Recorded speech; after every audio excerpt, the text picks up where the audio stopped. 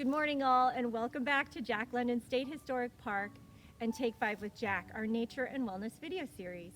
I'm Christina, and today we have brought you to the grandmother tree, also known as the Ancient Redwood. This amazing tree is a first-growth coastal sequoia redwood that was spared by the pioneer farmers and loggers over 100 years ago. Today, it stands strong at nearly 2,000 years old, and it is a very special place and a wonderful spot to begin looking at our journey into the innate connection we humans have with the natural world. Psychoanalyst and philosopher Erich Fromm described the human longing for nature as biophilia. Coming from the Greek, this term literally means love of life or living systems.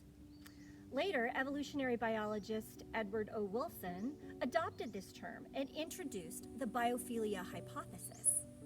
Basically, this concept explores the human urge to connect with life and nature, a connection that has evolved over millions of years. The effect is not just mental and emotional, but it's biological as well.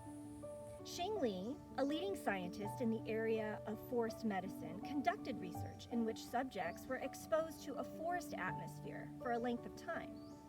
He was able to verify that the forest environment consistently lowered stress hormones, cortisol, and adrenaline in the subjects. Men experienced a 30% drop in adrenaline, while women saw their levels reduced by more than 50%, and this was just in day one. As we have said before, nature truly is a healing force, and in the next few episodes, we're going to explore a little more deeply the concept of biophilia and how it can enrich our lives.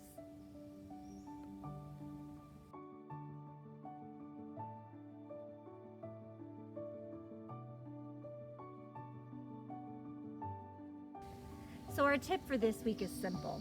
Find your way to a wild place, if you can, or even a large botanical garden, and spend time there, unplugged, with senses ready and aware and receiving. Take your journal with you and collect any insights that come.